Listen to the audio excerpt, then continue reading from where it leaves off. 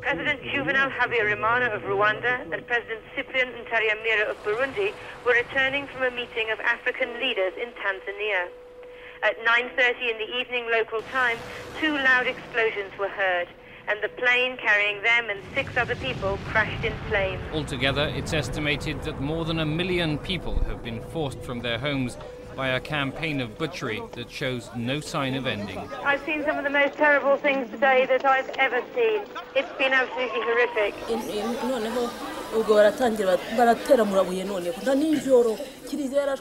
They killed my children, this woman says. Then they called for my husband, who was still alive. They took him out and killed him too.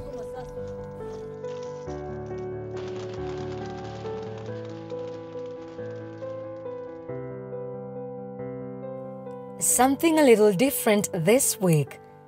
Africa Science Focus takes time to reflect on conflict across the continent in order to determine the impact it has had on research and development. Science is often a victim to disease and war, one all too easily forgotten. Our reporters were able to discover developments in the pipeline that could help East Africa take control of its own big data and promote scientific research that has historically suffered in times of unrest. I'm Sally Amutabi. Ashmi Uba starts this week's report from what was once the center of conflict in Sierra Leone, Freetown. I'm standing here at the far east of Sierra Leone's capital, Freetown, in a place called Kissing Mental Home, just outside the capital. The incident that happened here on January 1999 is something that the country is still discussing. 1999 to 2020, I remember on that fateful day, on this particular place where I'm standing here, I saw hundreds of dead bodies being eaten by dogs and bats. I also saw charred vehicles, vehicles that were being burnt down by the rebels. Those vehicles were abandoned by them because this area is linked the city to the outskirts, and all those who came here to seek refuge were unable to proceed. So as a result, they had to abandon their vehicles. People are still counting. The country has now recovered from the war, but I can tell you, you can still see the scars of Sierra Leone's rebel war. President, Sierra Leone is my home. To go and tell my parents, they see me no more. We're fighting in the battlefield, I'm fighting forever. Every Sierra Leonean fighting for Islam. The civil war was responsible for the death of over 50,000 people. But what were the knock-on effects? Ashmi caught up with Mohamed Rahman Soare, Minister of Information and Communication, who tells us about the hidden repercussions of the conflict on academics and researchers. Well, I have with me the country's Minister of Information and Communication. You may want to introduce yourself, sir. Mohamed Rahman Soare, Minister of Information and Communication. And you and I know that the war in Sierra Leone affected research to a great extent. How did, in government's perspective, how did that affect researchers and their work? Well, research for the most part is done in an enabling environment with conflict, with balls and bullets flying all over the place. That might not be the best environment for all kinds of researchers. I know during the war years, many Sierra Leoneans, left the country for greener pastures. Some never came back, right? So that is why you find quite a whole avalanche of research work is done by outsiders of Sierra Leone. And I'm not sure this is peculiar to Sierra Leone for all of the countries that were in conflict in the Mano River Union. So as a country, we have learned very valuable lessons from that. We had Ebola here, which was a big scourge that affected almost all of the Mano River countries. During Ebola, we again did not learn from that. Most of our data, most of the research were done by people, residents out of Sierra Leone who came to do research and what have you, homegrown research, right? We had problems about data ownership, data management, and access to data. As a learning government, these are things we are now looking at as we fight COVID-19. We want to be clear about data ownership, access to data, privacy, and other issues. Although the effects of the war can still be felt, Mohammed thinks that research collaboration between nations is improving. With the Rights to Access Information Law implemented in 2013, Mohammed says that more data is available within Sierra Leone, even if it does require proactive effort to obtain.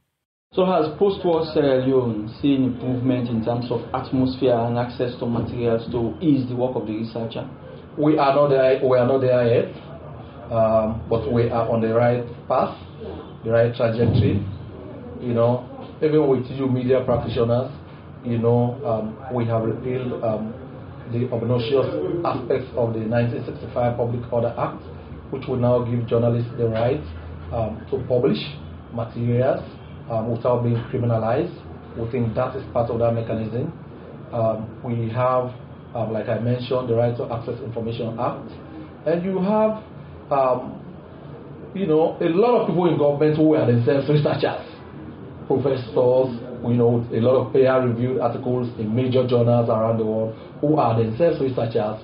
You talk about the Vice President, Dr. Doroja Diallo, talk about Professor Francis, the Minister of Finance, a whole lot of them. So they are more likely to support anything research. Okay, and finally, what would be your suggestion or your advice to a colleague minister in other countries that have found themselves in the kind of situation that Sierra Leone was? I'll only say to them, they have to learn lessons from us. We had a civil war, which was for the most part documented by outside researchers.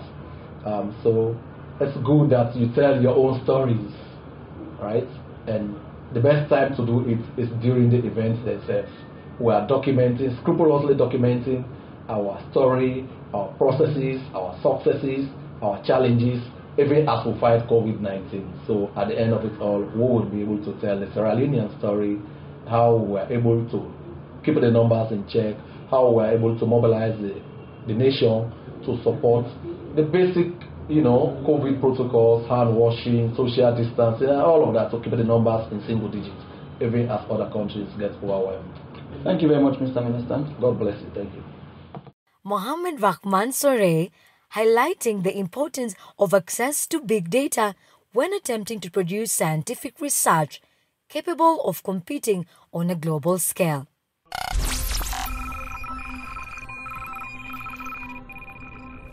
Mohammed also mentioned Sierra Leone's experience of Ebola.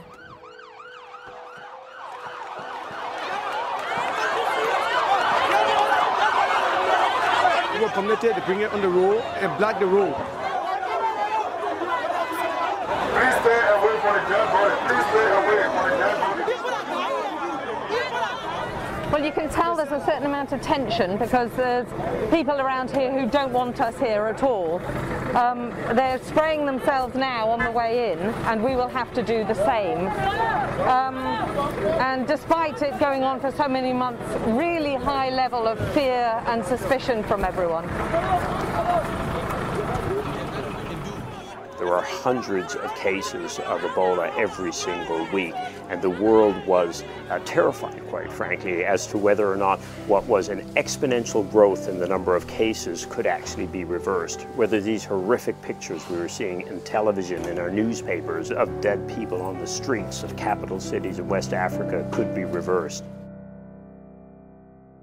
Reporter Bushir Fala spoke to assistant physician Zaze Yeke in Liberia. Zaze works for Doctors Without Borders and was on the front line of the 2014 Ebola epidemic. We get to hear what it was like living in Liberia at this time. It was very traumatic at the beginning, especially when we were 4 years. We had no broad knowledge about Ebola because it was a strange disease. We have to leave our families, stay in an isolated area. Were there other researchers that left the country because they felt that Ebola crisis was too high and they didn't know when the country was going to come back to normality? Yeah, they had some other people because they were scared of the outbreaks, they had to leave. But also other organizations that were working, they had to leave because they were protecting their staff and other things, so they had to leave. Well, for me, I'm a Liberian, we have to stay because such a time, it was a health battle and they needed people in the health field to work in that line. Were there other researchers that left the country because they felt that Ebola crisis was too high and they didn't know when the country was going to come back to normality? Yeah, they have some other people because they were scared of the outbreak. Zazai tells us that due to the epidemic, the country actually lost educated practitioners as they fled to safer and more stable nations. Not only did this reduce the volume of research being conducted in the country, but it also resulted in a dramatic loss of skilled individuals that encouraged national growth. Zazai does, however, believe that the Ebola outbreak has provided insight into crisis control and could be used as an example to plan avoidance strategies for the future. So what impact has Ebola made on research in Liberia, especially Liberian scientists? The Ebola crisis helped people to get experience on a lot of things, to know that there are diseases that cause outbreak, and we as a health structure got to be aware of it. In terms of getting the neglectable tropical diseases, I think there's an agency in the military that have to see about getting that well done. But Ebola, like other viruses, like Marburg disease, and like now we have the corona, they are diseases that cause epidemic and pandemic in the world. What would you suggest to policymakers in Liberia and other African countries that are faced with similar situations? Okay, for Ebola, it was a good thing because it helped you in that of standing a chance to let your country know that disaster do happen. So for the disaster management team of every country to be on a standby, that during outbreak, it's better to respond as fast as possible to avoid the spread rapidly. Because if we were prepared in Liberia, the disease couldn't move from Fuya to that of Moserado or Moravia. But because the ill preparedness of our country caused the disease to spread rapidly.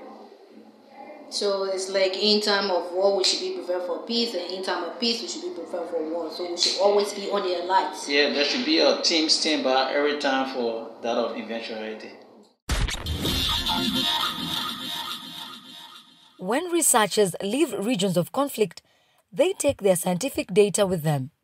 According to a recent study, big data is impacting positively in almost every sphere of life, such as health, aviation, banking, military intelligence, and space science.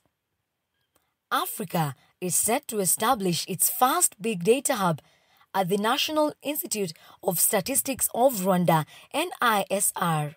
Although in its infancy, the hub could begin to undergo construction by the end of the year.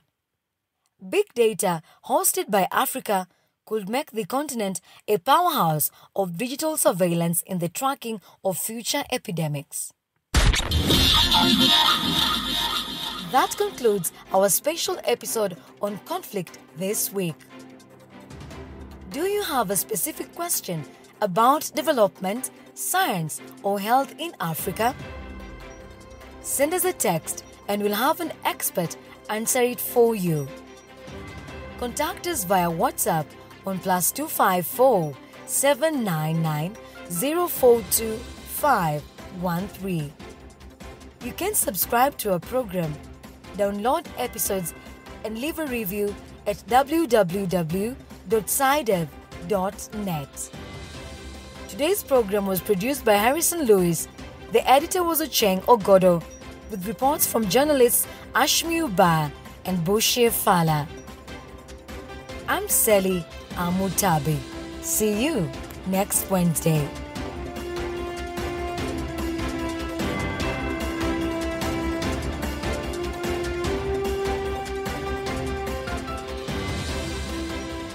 This program was funded by the European Journalism Centre through the European Development Journalism Grant Programme with support from the Bill and Melinda Gates Foundation.